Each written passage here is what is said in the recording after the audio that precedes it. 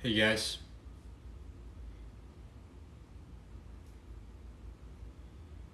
Hey guys. How are you?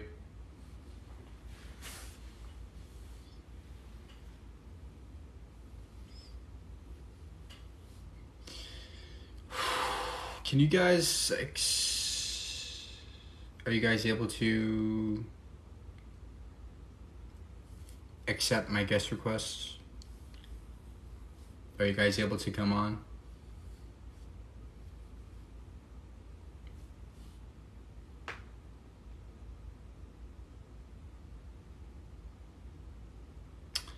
Got evidence for you.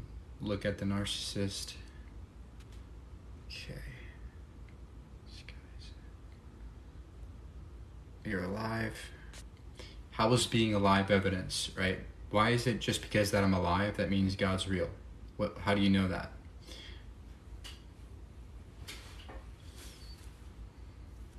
I've been blocked from guest requests. I don't know if I can have people come in anymore yet.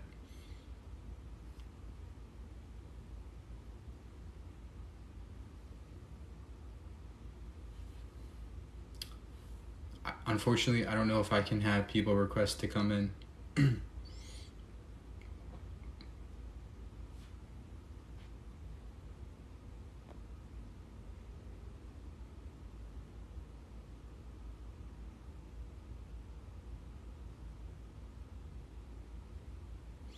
You got evidence that there's no God?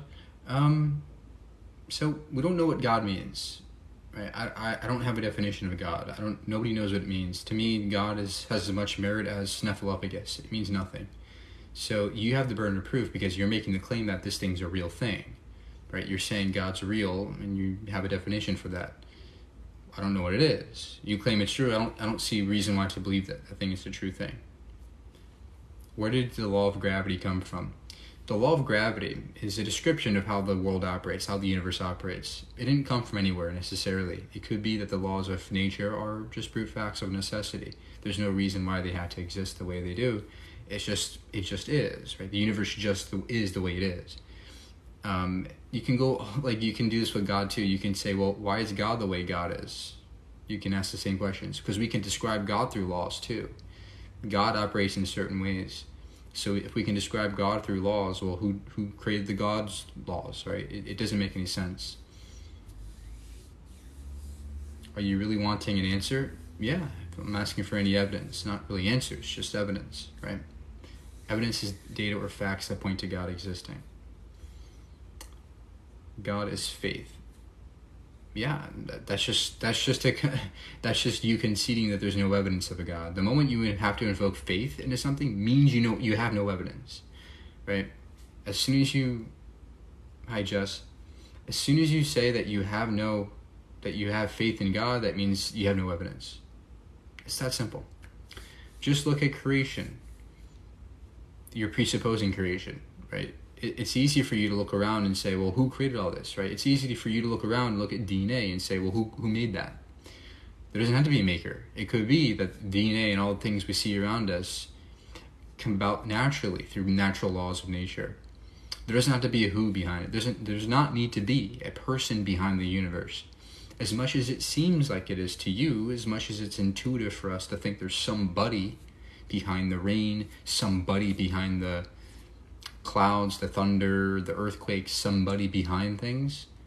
There doesn't have to be somebody, okay? Information will never come from chaos. So information isn't something intrinsic to the universe. Information is what we use as language and symbols to describe things, right? It's like mathematics. Math, logic, coding, information, these are things that we as human beings think about. That's how we think. We think through symbols. We think through numbers and things like that, axioms, and that's how we describe the world. So information comes from humans. All information comes from humans. We just instill it into things that we see around us. I can instill information in anything, right? I can put information, I can see this as information. I can count the water molecules, I can count the volume, the mass, the density. I can assign value to every property of this object. but it's all information that is subjective to me. DNA is information. No, DNA is intrinsically a molecule. DNA is not intrinsically information. Again, you can see anything as information. I can see anything. Any object I want to, I can see it as information. But DNA is just a molecule that we know evolved naturally.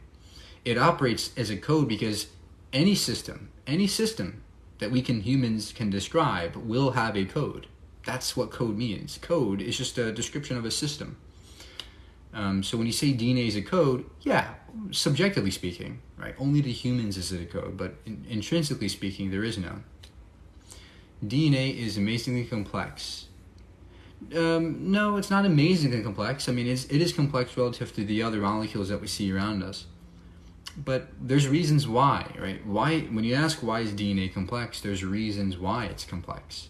Natural selection, biochemistry, laws of nature, all these things go into making DNA complex. So we know how, we have enough evidence to say that if there's naturalistic reasons for DNA being complex.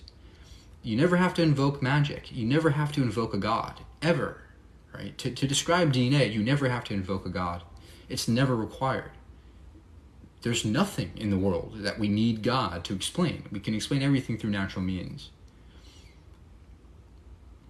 Everything we know, we can explain through natural means. Now, sure, there are things that we don't know about the universe, but that doesn't give you the right to say it's God, right? That's God of the gaps fallacy. Why do you do this every day? Because I'm looking for answers. I'm trying to help people. He's just trying to be stupid so people comment he makes money. Oh, so you don't have any evidence of God? The code is irreducibly complex, cannot evolve in a step-by-step process. Why not? What do you mean, why can't DNA evolve? Even though that's what we observe. What we observe is DNA evolving. Why can't that be possible? Do you think biblical scholars are wasting their time? No, they're not necessarily wasting their time. I mean, the Bible's nonsense. We all know the Bible's mythology. But the scholars are there to basically understand what the Bible says and how to derive the Bible, what it means, what it really means, which is fine. To me, it's a waste of time. But it's not really a waste of time, objectively speaking. Dogmatism, what's that? In what way am I being dogmatic here? Evolution is mathematically impossible. How? How is it impossible if we can observe evolution? Evolution's a fact. Right? Evolution's a fact of reality. It happens.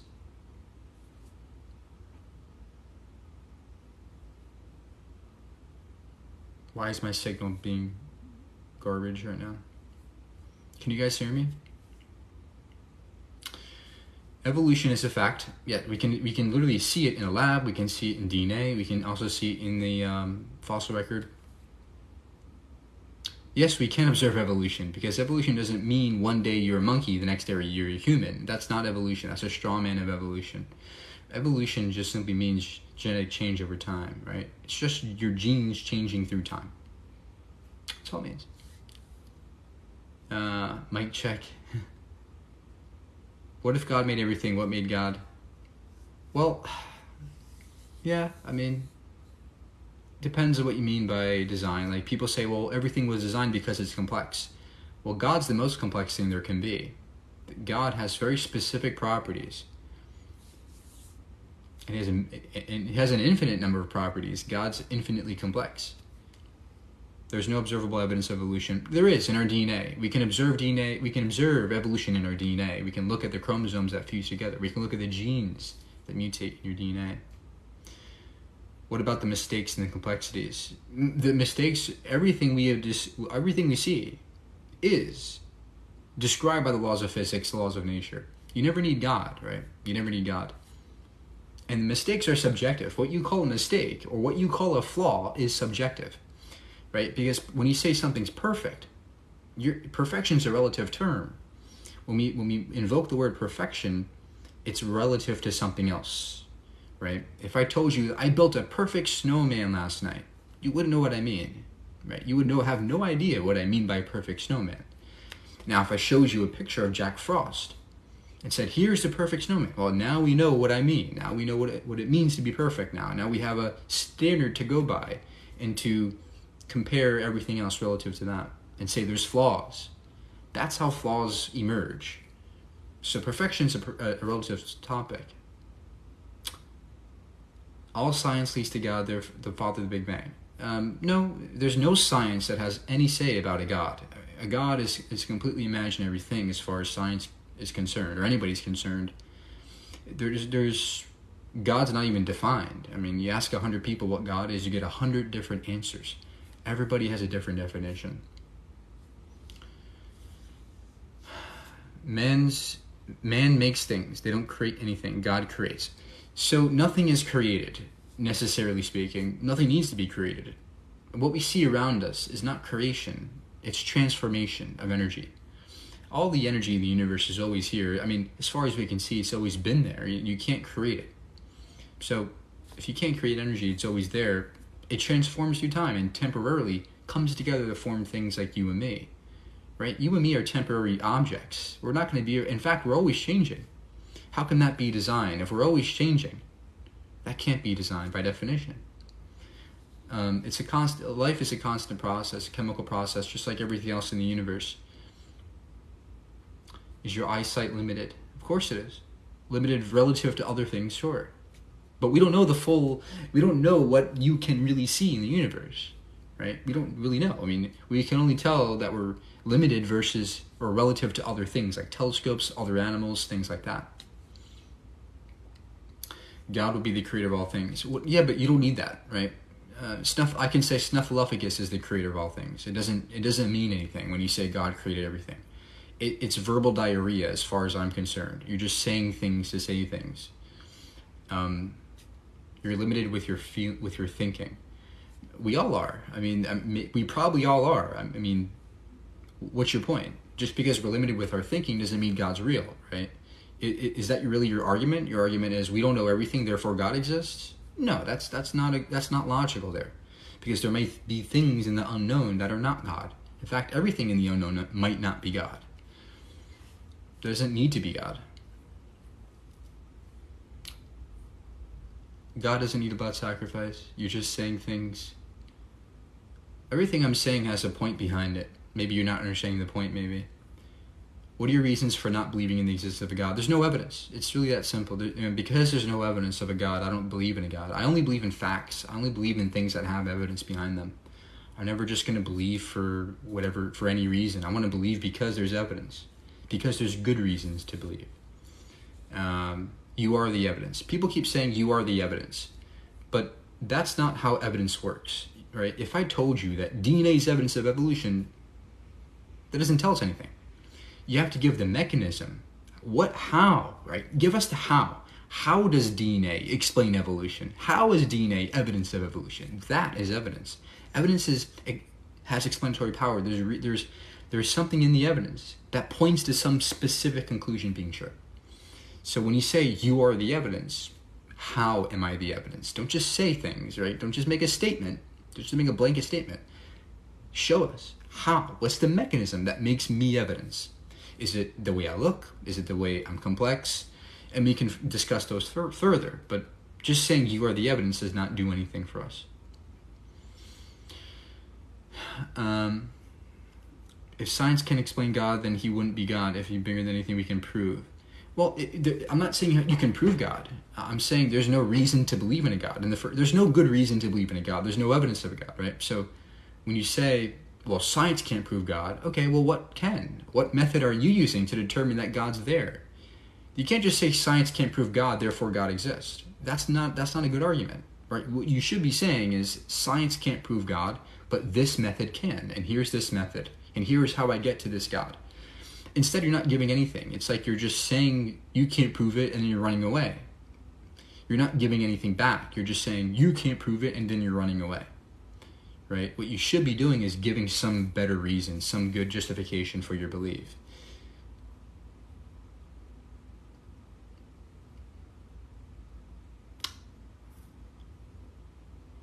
Why do you waste your life doing this? I'm not wasting my life doing this. This is, first of all, this is fun for me. I love talking about these things. I love talking about big ideas. I love talking about the fundamentals of everybody's beliefs. I mean, this is amazing to talk about these things. The fact that I'm alive and able to talk about these things is fantastic. I wouldn't waste my time talking about what do you want to talk about? Dancing or some stupid thing? Like, I don't care about those things. I care about reality and what this really means and what everything means, and I care about learning. Don't you? Don't you want to learn? Are you trying to make people stop believing? No, I'm trying to make people think. I don't care if you're an atheist, you're Muslim, Christian. I don't care. I just want you to think more about your belief, right? Because that's what we lack in our society. We lack people that are critical thinkers. I want to surround myself with smart people, okay? I don't want to live in a world where we all believe in fairy tales. To me, that's a boring place. I want to live in a world where we care about truth, we discover, we're not scared to explore the universe and figure out what's out there. Because if you only believe in God and you have God goggles on, all you're going to do is just believe in God. You're not going to be willing to learn something new. So to me, I'd rather know what's real. And for that to happen, you have to let go of any ideology. You have to be flexible in your ideology, in your thinking. Right? You can't really attach to something too strongly. And I don't. That's why I'm an atheist. Because I don't want... The moment you attach yourself to the God concept, you're now tied with it. You now put on your God goggles, and everything you see is through that worldview. That could be fatally wrong. We should be respectful of other beliefs. No, I don't. No belief deserves respect. Right? You would never say that to a racist. If somebody was racist, you would never say, "Oh, let's respect that racist beliefs." No, you would disrespect their beliefs by saying, "No, that's wrong." Right? So if I live in a world where everybody around me believes in some magic tooth fairy, and starts to make laws based on tooth fairy, I'm gonna speak up about that. I'm not gonna be like, yeah, you're right, let me respect your belief. I'm like, no, that's wrong. There is no tooth fairy, man. There is no tooth fairy. That's what I'm trying to do here. I'm trying to make people think. That's all, guys. I know it's uncomfortable. I know it's uncomfortable for you. I know there's nothing I can tell you right now that's gonna be like make you feel comfortable, but I'm sorry. Reality is uncomfortable. Reality isn't always fair. Reality isn't always sunshine and rainbows.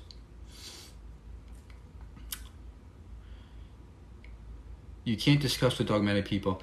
I can, because we all are dogmatic to a degree. We all are people.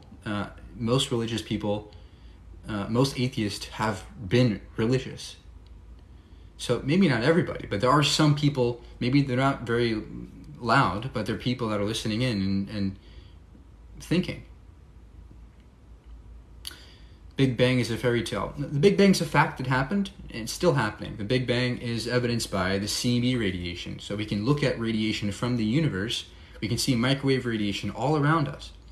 And this type of radiation could have only been produced by a Big Bang type event. There's no other mechanism we know of that has enough energy to make that much microwave radiation. That's the first evidence of the Big Bang. The next evidence is the redshifting of galaxies. So what we would expect under a Big Bang is an expansion event. A lot of energy and a lot of expansion. And what we see is these galaxies redshifting away. We see every galaxy that we observe is moving away from us. And this is evidence of an expanding universe. We also have evidence in the distribution of elements in the universe. In the Big Bang, what would happen is something called Big Bang nucleosynthesis. And this is what produces elements. This is what produces things like lithium and hydrogen and helium. And we can calculate with physics what types of elements would be produced under the Big Bang. And we can match it up with what we predict with what we see. In fact, what we see in the universe exactly matches with what we predict with the Big Bang theory. That is direct evidence that the Big Bang is a real thing. We also have evidence in the age of the galaxies. We can look at the galaxies and observe how old they are and when they formed.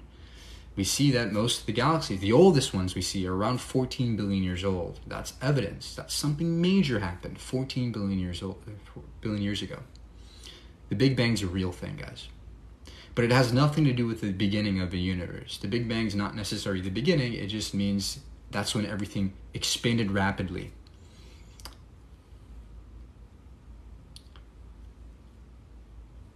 The Big Bang breaks the laws of conservation. Nope, the Big Bang doesn't break any laws of physics. That's why it's a literal scientific theory.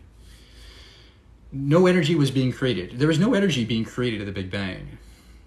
In fact, we don't know what happened at the really beginning of the Big Bang, but we know that there was a lot of energy and it rapidly expanded, right? The universe got larger, the volume increased, the universe got colder. So it has nothing to do with new energy being created or new matter being created or matter coming from nothing. No, the energy was always there. The Big Bang, what makes up the universe, was always there. It just rapidly expanded for some reason. And we're trying to figure out what that reason was. We don't know why. It expanded rapidly. But the best theory we have is dark energy. The best theory we have is in quantum mechanics. Evolution displaced creationism. I think God was responsible for the creation. Okay, well, you can say God was responsible for the Big Bang. Anybody can. A monkey can say that, right? Anybody can say Snuffleupagus was the cause of the Big Bang. But that doesn't do anything for us, right? You're not getting us anywhere new. You're not getting us any new knowledge. You're just saying Snuffleupagus did it. That doesn't do it. It's like anybody can say that.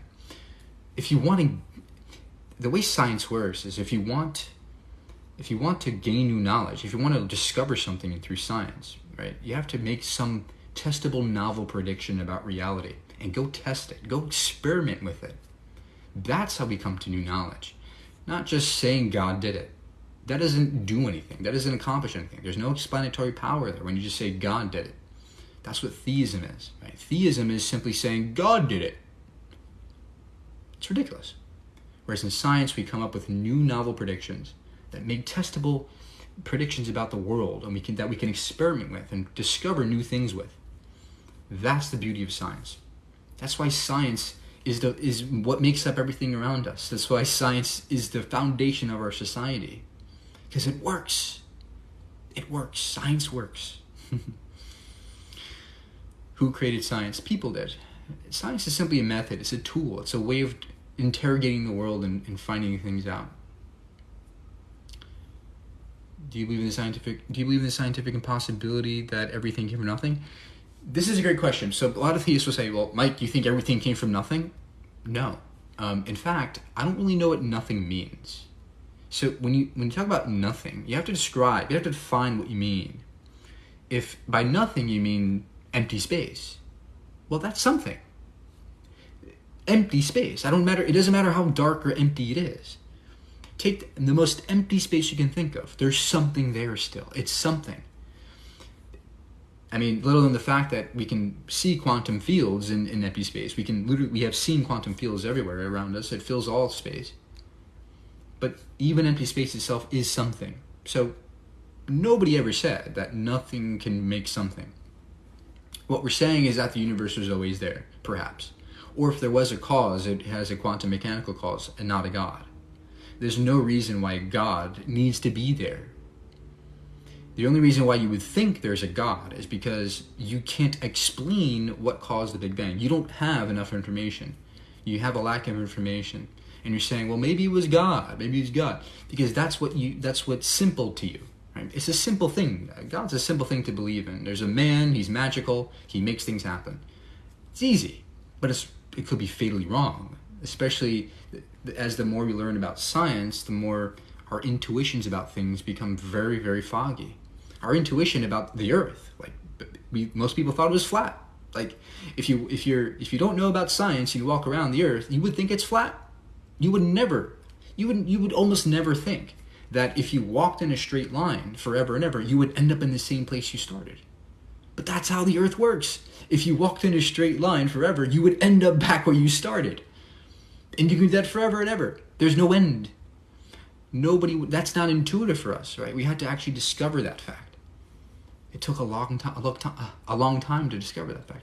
So a lot of things that we think, even time, right? I just made a video about time. Time might not progress forward. Time might not actually be ticking right now. There is no ticking of the clock. There is no universal clock to the universe, right? Time doesn't work that way.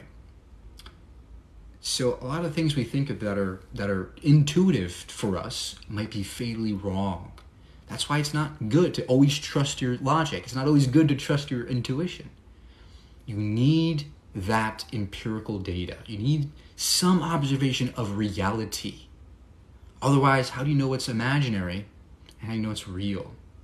Because anybody can make up God in their heads. Anybody can make up a God and say, God's real, he's up there, or he's what caused everything.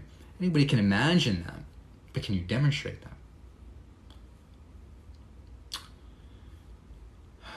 Not good to trust your logic. Yeah, your logic can, even though it might be logical for somebody back then to believe that Earth was flat, it's not right, right? Just because something is logical doesn't mean it's true or real.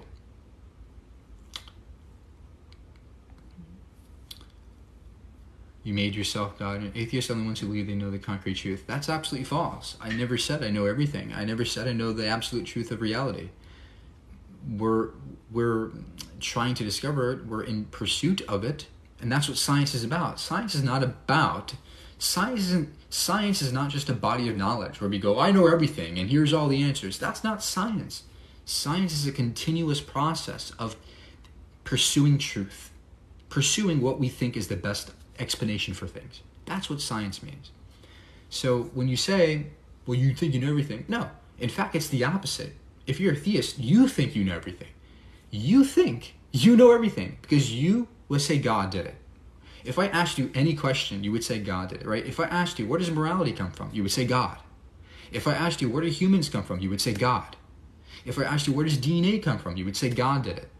If I asked you, where did the universe come from? You would say God did it. If I asked you, what's our purpose? You would say God. Is there any question is there anything that I could ask you that you would say, well, Mike, you know what? I don't know that answer. No, you would say God did it to everything I told you. You would say God did it to everything. Okay, why would God create even an angel knowing that angel would betray him? Yeah. Yes, but why is that problematic? Because I might be wrong. Well, what if there is no God? Now everything you believe is wrong. Now everything you thought was true was wrong, right? So it's important to realize that the best way of determining what's true versus what's not true is, as far as we can see, science. Experimenting with reality, not just thinking, right? Not just philosophy. Philosophy is great to think, to imagine things, but it's not good at knowing things. Philosophy can't know things outside of philosophy, right? Why do you care so much with other business? I don't care if you believe. I care about what's true. I care why you believe. I care about the evidence for why you believe. I don't care what the truth is. I just want to know how you know the truth. It's the truth. That's the most important part, right? That's the most important part. It's not the truth. It's how do you get to the truth? That's the hardest thing to figure out.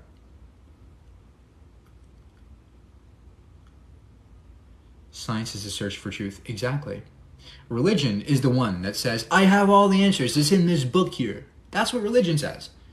Religion is the one that says, I have all the answers. It's all in this book here. Believe me. Trust me, bro. Trust me. That's religion. What science does is says, here's the best evidence. Here's all the data.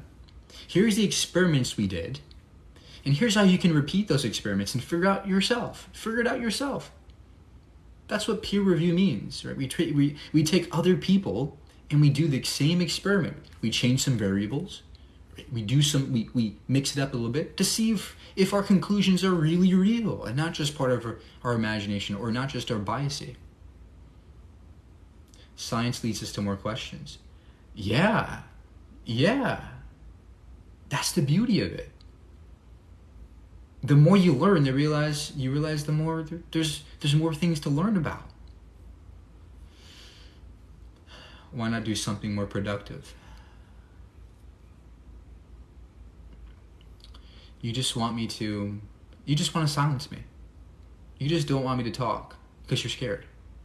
You're scared that you might be wrong. You're scared. You can't fathom a world where there isn't a God because you've been taught it all your life. And now you're scared that you might be wrong. God is the answer to all those questions. You're just proving my point. You're just saying God's the answer, but you're not showing us what God is or how you know God's there, right? Don't just say God's real. Show us. That's the most important part. Anybody can say, a monkey can say God's real. A monkey can say that. But can you demonstrate that? Can you show that that's a real thing and not just part of that monkey's imagination? You can't.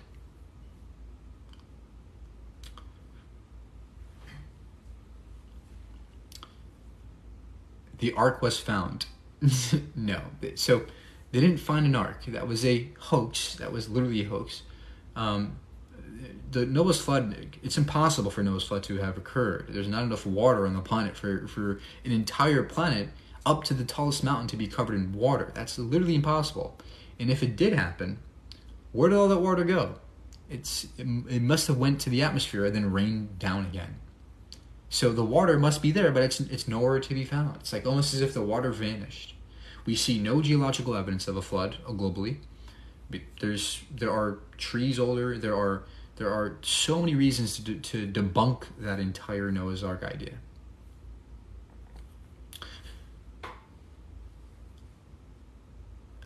Underground.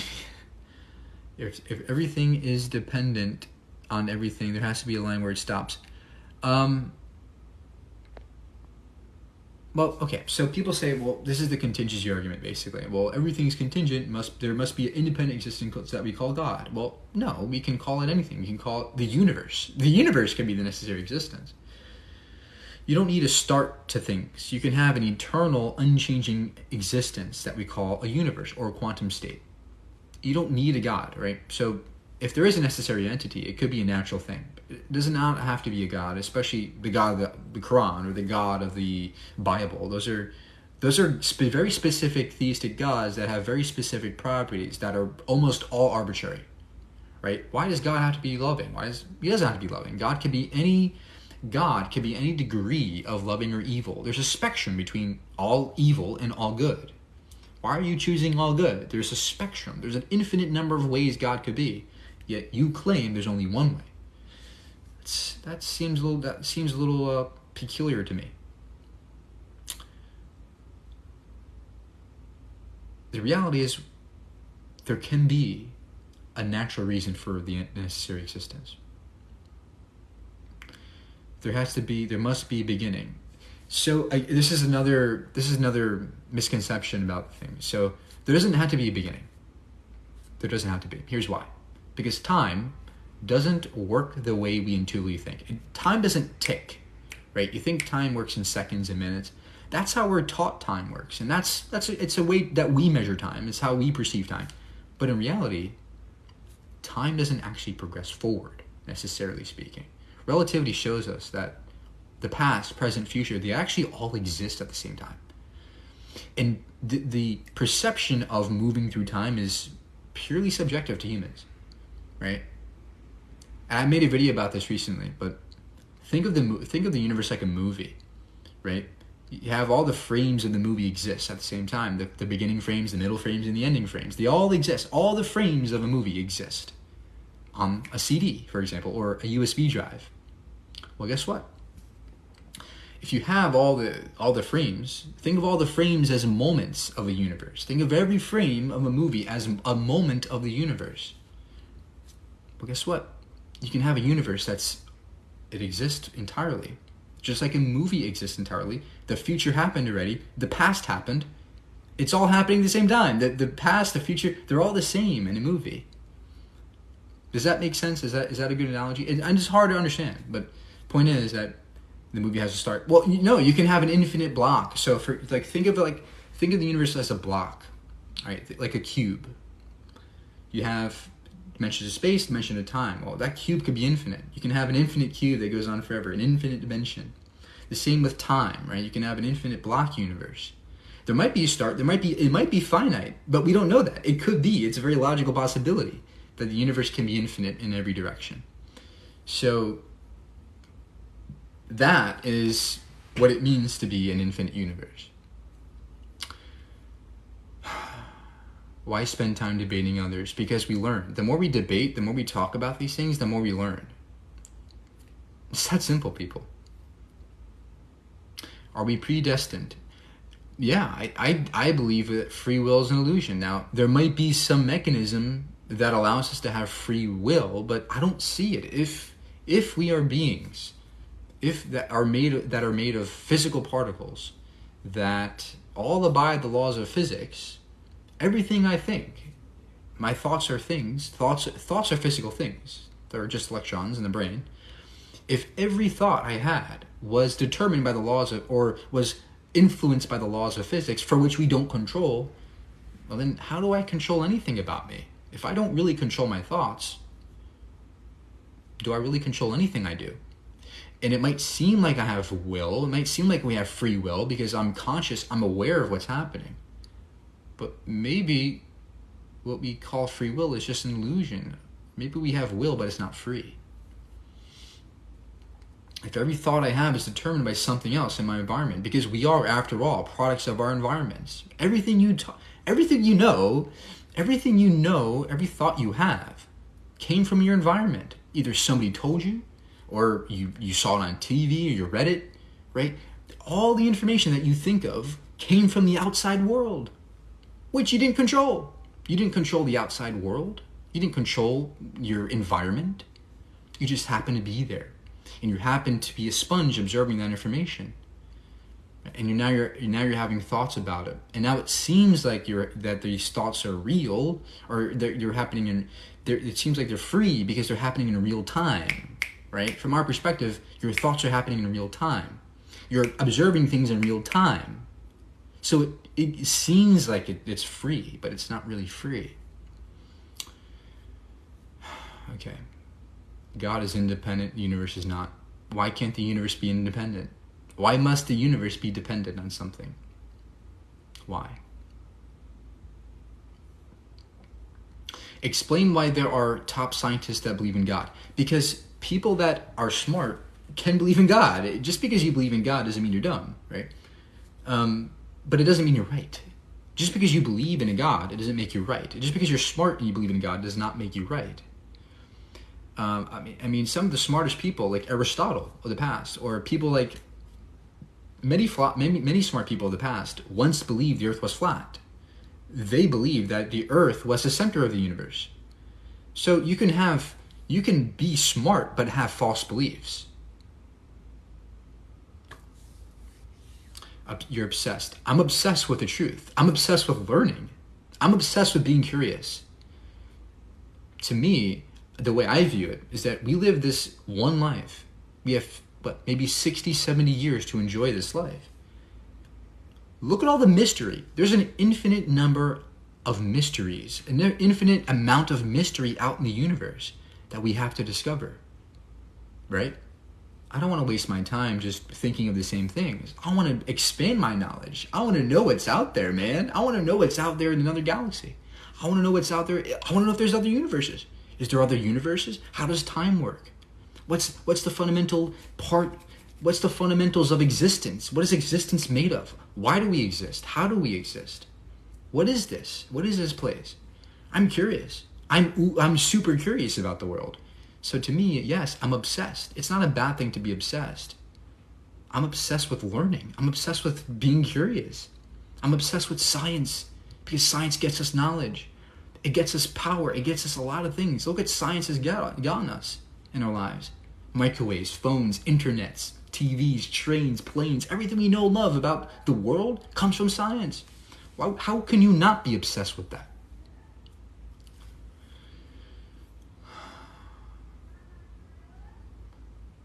Read the Quran. It's all in there. Yeah, you can read the Quran. All the mythology is in there. The Quran is a book of mythology. Literally, it's all mythology.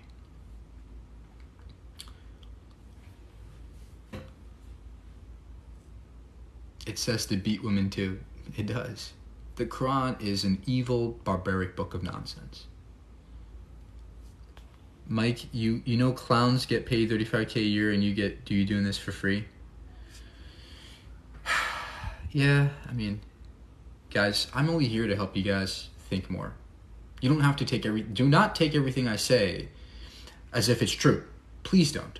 I'm not here to be your teacher. I'm here to help you, inspire you to learn, to do your own research, to go talk to your experts. That's what I'm here to say. I'm not here to tell you everything I say is true. Do not think that. I just want you to think, period. I want you to do your own research, do your own work. I'm a chemistry expert. Good. Don't worry, we don't take what you say as truth. Muslims know the truth. Yeah, you can continue saying that, right? And you can continue believing that you know all the truth because you have a book of nonsense. But I'm sorry. Half the stuff in the book is nonsense. The Quran talks about a firmament. The Quran talks about cow's milk being pure. Stars can fall from the sky. That's literally a book of nonsense. We have a Brown. You say this all, it's not going to change the facts. How do you know the Quran's true? Can there be a God? Sure. Can there be Snuffleupagus? Sure. Depending on what you mean by Snuffleupagus, right? If my definition of God is a small copper currency coin, well, then God is real then. Of course God's real, right? Because there's a penny here. If your definition of God is a penny, well then of course God's real. But it all depends on what you mean by God. Now, if your definition of God is a square circle, that's not possible. That's impossible. That can't be possible. It all depends on what you mean by God. It depends on your definition. That's the most important part that most people miss. It's the first key thing that people miss. You have to define what you mean by God. You can't just say, do you believe in God? It's such an ambiguous word. Everybody has a different idea of what they mean by God. Can a God create this galaxy? Again, it depends on what you mean by God. If your definition of God is a paperclip, well then no, a paperclip cannot create a galaxy. People confuse God with religion. You're proving my point. Some people think God is religious in a religious context. Some people don't. It all depends on the person. So you, as a person, as a rational person, has to define what you mean by God first, and then show us how that's real. Right? People say higher power. Okay, higher power. Like a car? A car has more power than me. A windmill? I mean, a windmill has more power than me. A volcano? Like, what do you mean by higher power, right? Nobody knows. We don't know what you mean by that. You have to be a little bit more specific. You can't just say it's a higher power and then say, see, it's real. You have to elaborate more. Something supernatural. What's a supernatural? What is that? What's that? How do you tell the difference between a natural thing and a supernatural thing? What's a supernatural thing? If it's beyond nature, how do you discover what's beyond nature? If all we know is nature, if all we can attest, observe, and sense is nature, then how do you sense the supernatural? Oh, I saw a ghost. How do you know that the ghost was actually not just something natural that you observed, that you mistook for supernatural? What if supernatural is just a natural thing that we don't have an explanation for yet? Why even invoke the word supernatural? It's not needed. You're going into semantics. It is semantics, and that's what most of apologetics is. It's just semantics. Would an infinite time allow for free will? I don't know about that. The Big Bang's a theory. So is gravity. So is germs. I mean, in science, a theory is a very, very powerful word. It means it's the best explanation we have, with tons of evidence behind it. In science, we don't just mean, when we say theory, we don't just mean some random guy's idea. We mean a very elaborate explanation with a lot of evidence behind it, supporting it. That's the scientific theory. And by the way, a theory supersedes facts. A theory in science is an explanation for facts. It explains the facts. So evolution is not a theory. Evolution is a fact. The theory that explains natural selection, the theory that explains evolution is natural selection. That's the theory. Everything's faith-based. No, it's not. There's something called evidence-based beliefs. That we use that in science, right? Nothing. In fact, I don't believe anything on faith. I don't believe anything on faith. Why would you? Makes no sense. If it was a fact, it would be called a theory, because evolution is not a theory. Evolution is not a theory. Evolution is a fact. You're missing 3 key words at the end of evolution. The theory of evolution via natural selection. Again, evolution is simply genetic change over time. Allele frequency changes over time. That's evolution. The theory, how that happens, is via natural selection. That's what explains why DNA changes. Or DNA evolves. Death is the ultimate cup of tea. If God was real, why hasn't he revealed himself? This is a good question. So people say, well, where is God? What, divine hiddenness. And most theists will say, well, he doesn't show himself because he has a reason for it. He doesn't want you to believe so strongly that it's easy to get to heaven. But to that, I would say, I don't know. If there's a certain number of miracles, if you're going to also say at the same time that God can do miracles, that God can come down and reveal himself to everybody, then clearly he can reveal himself to everybody. And he doesn't have to reveal himself to everybody at the same time. God, he's all powerful. He can do anything. He can reveal himself in everybody's separate ways, individually. God can convince me that he exists right now if he wanted to. He could, in my own way. It doesn't have to be immediately, though. It could be over time, right? And that's actually what a good God would do. A good God would come down and help you over time, and make you believe over time. But make sure that it's in good faith. Make sure that it's an honest belief in him, right? So people say, well, you wouldn't be honest if you just saw him. Well, it would be. Over time, especially, in your own way. God knows exactly what it would be like for me to believe in him. He knows exactly how he could make me convinced of his existence. But either God's not he doesn't want me to know about him, or he doesn't exist. So what's the better explanation there? That he doesn't exist, or that God doesn't want me to know he's there? I think that he doesn't exist. Do you have any academic background? Yes, I have a degree in science, geoscience. You have not said one thing this entire time is not completely subjective. Well, I might have subjective opinions about things, but the things I'm saying are based on evidence. There are objective reasons to believe the things I am saying, especially in science.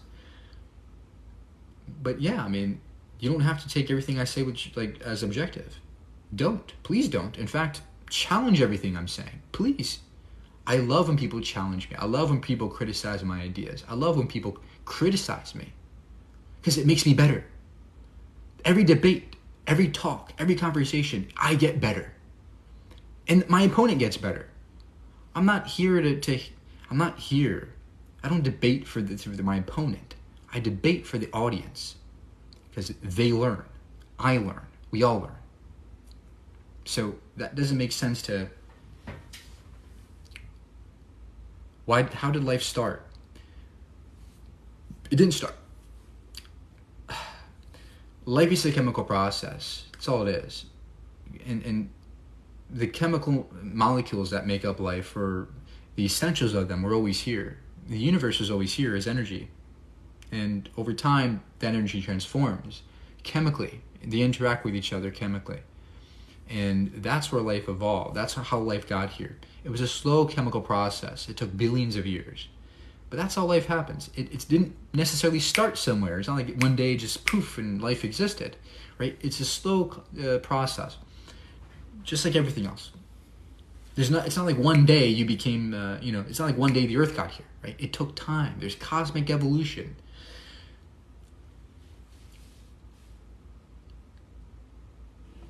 What theory is this?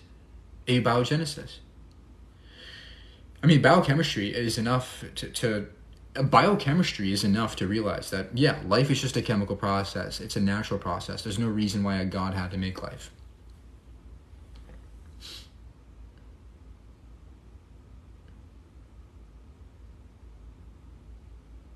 Hey Shiga, how are you? How do we have a moral compass? This is a great question. We have morality. It seems like everybody agrees that murder's wrong. Where does this come from? Our brains.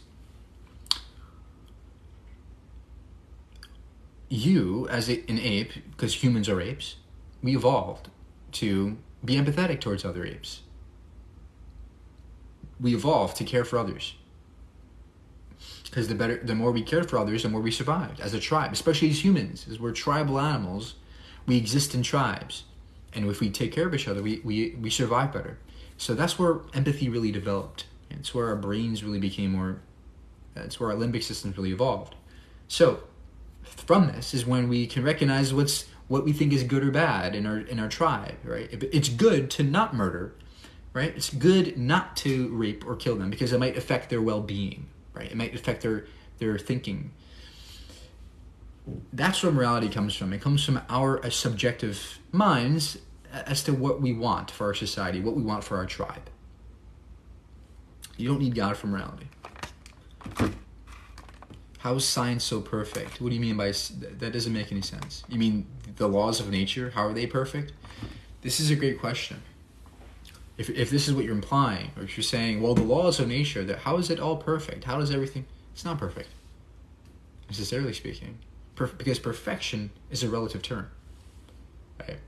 You have to give us something relative to this universe to say that this universe is perfect, and even then, that. When you call something perfect, it's only from your subjective standpoint, relative to something else that you would call flawed, subjectively speaking. It's all subjective. There does not exist an objective perfect thing. It doesn't exist. There's no objective perfect. It's relative. It's all relative. So if you were to say that the universe is perfect in what way, and how do you know it's perfect, and what are you comparing it to, and why does it mean anything? Why does it mean anything to be perfect according to your own standards? Is the universe perfect because we exist here, or because there are kids, or there are people that can have families, people can live good lives? Well, what if we made another universe, another possible universe, where there's a little bit more goodness, a little bit more happy things happening? Would that be a better world? Would that be a more perfect world to you? Right? You can go through these little mind games and realize that perfection, there's an infinite number of ways a universe can be. And if your idea of perfection is this universe, well, you're missing out on all the other possibilities. And ultimately, it's all subjective anyway. You can't say that something's objectively perfect. You can't do it. It's impossible because by definition, perfection is a relative term. Okay, I can't invite guests. I'm sorry, guys. Everyone's concept of morality varies. What determines what's right and who's wrong? Nobody's. There is no objective right or wrong. There isn't one. There doesn't have to be objectivity, right? What we call good is just what we prefer. What we call bad is what we just don't want. We don't prefer. It's that simple. There is no objective right or wrong in the universe. It doesn't exist, as far as I can see, or anybody can see. Now, you might claim as a theist that God grounds morality, but that's all your opinion. You're just saying God grounds morality, but you're not giving us any reason to believe that. Just as you say God grounds morality, I can say Snuffleupagus grounds morality, and Snuffleupagus is evil. He's objectively evil, right? He thinks murder is good. He thinks rape is good. Well, a monkey can do that. A monkey can invent that, right? You're not giving us any reasons to think morality is objective. Mike gets horny when he sees a scientist. Any chance you saw the debate, Islam is dangerous? I did see a little bit of it. Honestly, it makes me sick to watch those debates. Objective morality does exist. Good. Oh yeah, let's see. Without objective morality, we are living in chaos. We are living in chaos. We are living in chaos.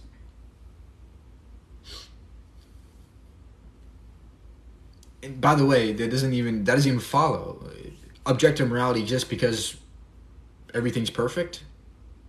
How is it perfect? How is everything perfect? Right? Again, it goes back to the perfection argument.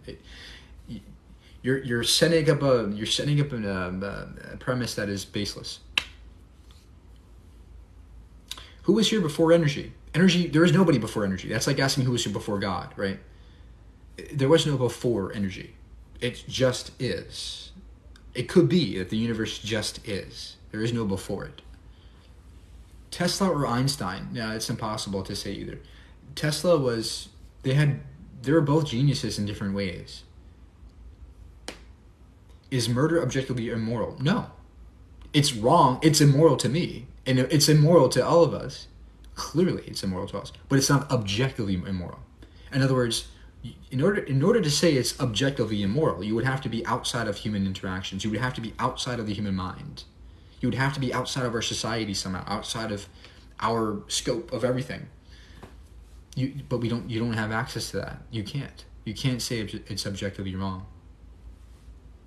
Even if God exists. Because the definition of objectivity is mind independent. In other words, it doesn't depend on any mind. If God's a mind, well then you didn't escape anything by adding God to the equation. You're not escaping subjectivism. You're just saying God thinks this is good. Therefore it's wrong because God thinks this way. That's all you're saying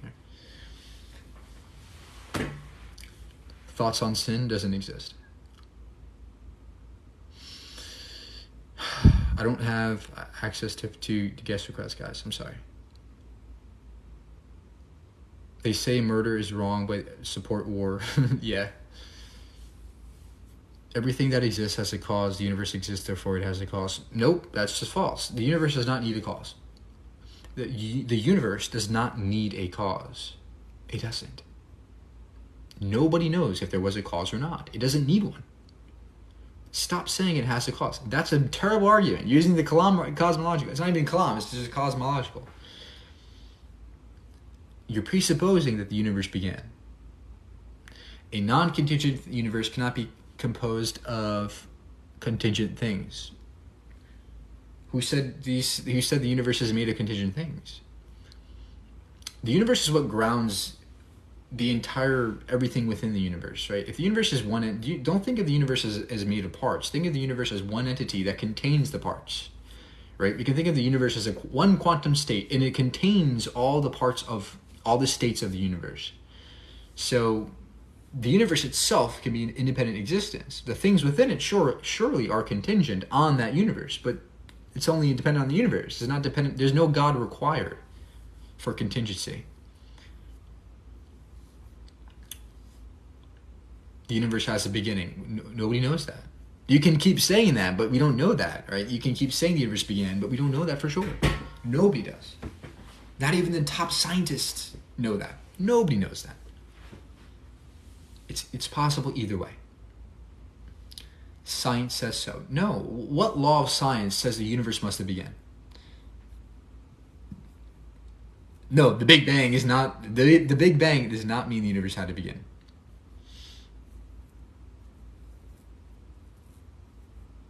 If Mike doesn't know, then nobody knows. Okay, I'm gonna go pretty soon, guys, but...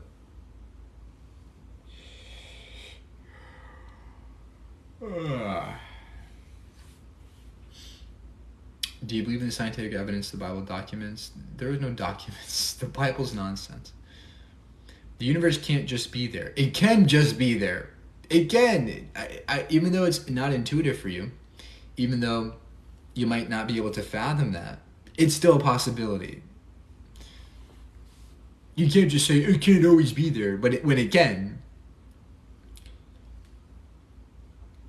Why is there no animal close to us? There is. They're called chimpanzees, bonobos. Bonobos are very intelligent animals. They live in tribes. They can use stone. They can use tools. They have morality. They can kind of talk to each other, communicate with like sign language and like behavioral patterns.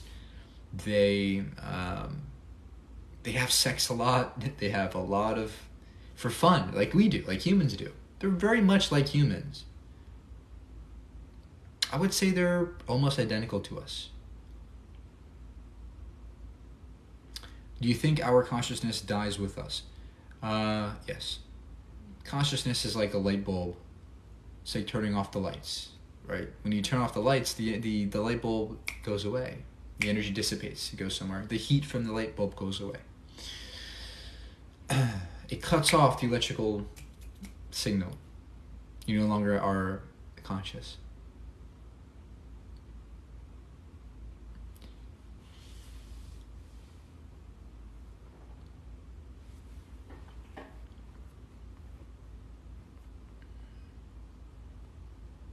You're the girl that got his snap.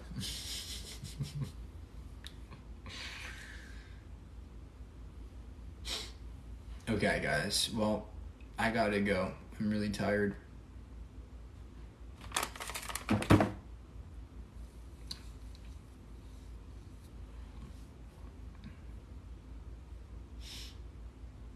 Exactly. Just like God, energy was always there.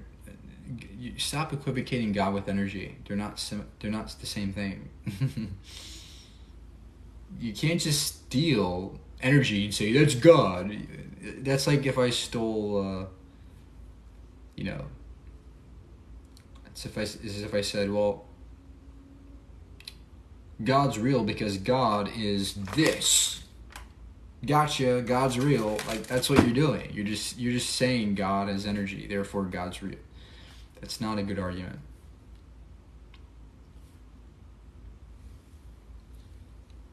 Where are our equals that build spaceships? So, us and bonobos are about 98% identical. And that 2% difference is where our brain chemistry is vastly different. That's really the main thing that the main difference between us and bonobos is in our brains. So our brains are the most complex of any animal, for sure. But if you take a look at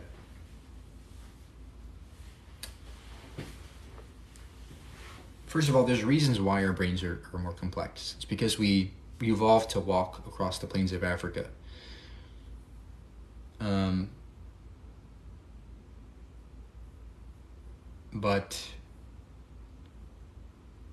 So there's reasons why. I'm sorry, I'm reading the comments. There's reasons why our brains are evolved the way it is. But if you think about it, we're actually not that much different than the bonobos. We're just a tad bit more smarter, right? And it's not only even that. It's also because we can communicate. We have language, and that enables us to work together, right? All the things we invented in the past 100 years, it only happened because we worked together, right? It's not really intelligence that makes us different. It's really the fact that we work together more. We can cooperate better together than any other animal, any other species. That's really what makes us smart. What's what makes us different. It makes us human. No other animal can do that. But again, think of it like a logarithmic formula, right? You have exponential increase in brain power. And that's how it kind of worked. The universe is too complex for it to just be there. Just because something's complex doesn't mean it had to be designed. Right? I don't care how complex it is. If there's reasons why it's complex, it doesn't make it designed. If there's naturalistic reasons, it doesn't mean there was somebody doing it.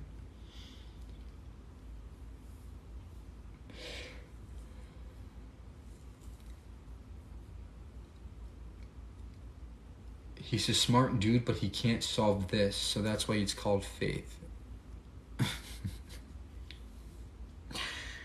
It's called faith because you have no evidence. It's called faith because you have no evidence. Otherwise, you wouldn't need to have faith. You would have facts, but you don't have facts, you have faith. God is complex. Yeah, God would be the most complex thing there ever could be. If it existed, which it doesn't. But God has a large number of properties that are very specific, infinitely specific.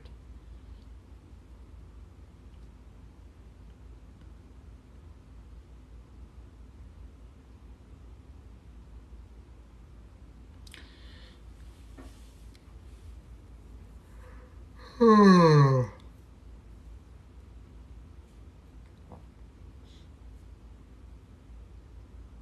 right, guys. Well, I will go now. I'm really tired. Mike, why did time come into existence? It didn't come into existence. when you say something came into existence, that doesn't mean anything. It doesn't mean anything to say it came into existence. What do you mean by that? What does it mean to come into existence? Do you mean that there was nothing before, then there was something? Is that what you mean by coming into existence? It doesn't mean anything. Scientifically speaking, especially. What does it mean to come into existence? What does that mean? Because nothing we see around us ever came into existence. Everything we see around us is a product of a transformational process that happened before. Right? There's changes over time. That's what makes things happen. That's what makes us transform. Holy, this guy is extremely slow. You're slow. Okay? Tell me the evidence for God. Go ahead and tell us. I get excited when people mock or criticize me. I get excited because that means there's something that they might have, some information I don't have. I get happy. You're not insulting me. You're making me excited by telling me that I'm wrong. I love being wrong because that means I can learn something. So what can I learn from you? Tell me.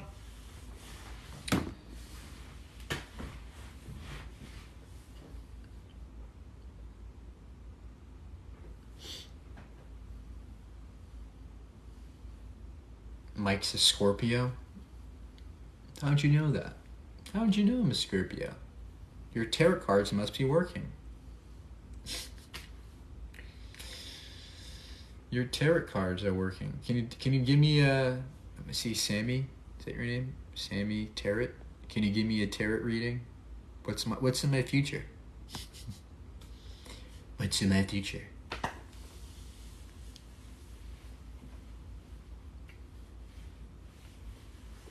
What's in my future, Sammy?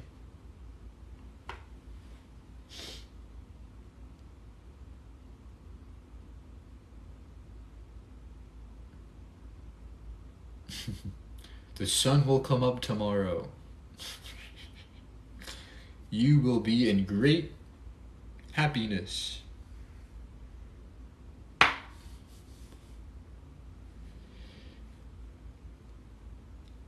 You will walk into your car and drive to work. Wow, amazing predictions.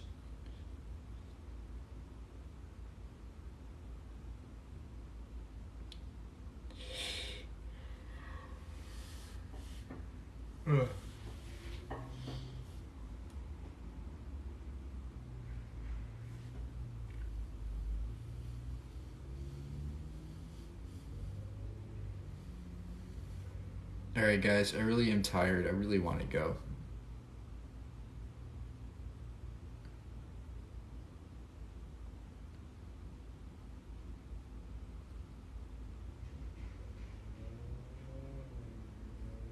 Have a good day.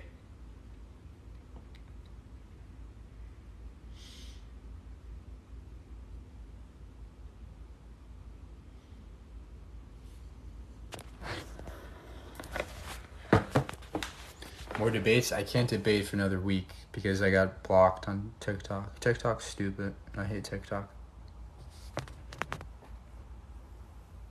These God people are crazy.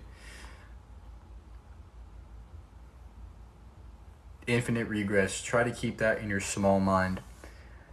The infinite regression issue is not an issue. First of all, whether time is true according to the A theory or B theory, an infinite regression is it's a logical possibility. There's no contradiction in an infinite regress. But by the way, time doesn't work as in the A theory suggests. Time is relative. There isn't a progression of time, right? So the infinite regression issue is not an issue if you understand relativity, which you don't, clearly. Right? People. The only reason why you would invoke an infinite regress is because some indoctrinated Muslim or Christian or fundamentalist has told you that. That's an issue. It's not an issue.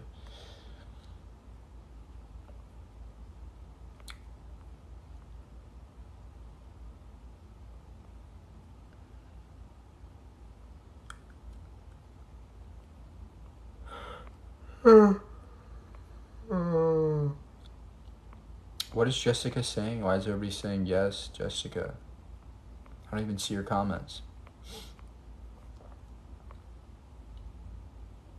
Debate Moshi? Mike, a miracle happened to me? Great, what was it?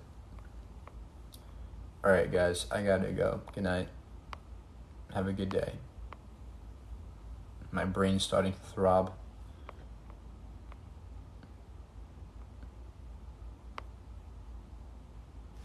Adios. His leg grew back. Yeah, his leg grew back for sure.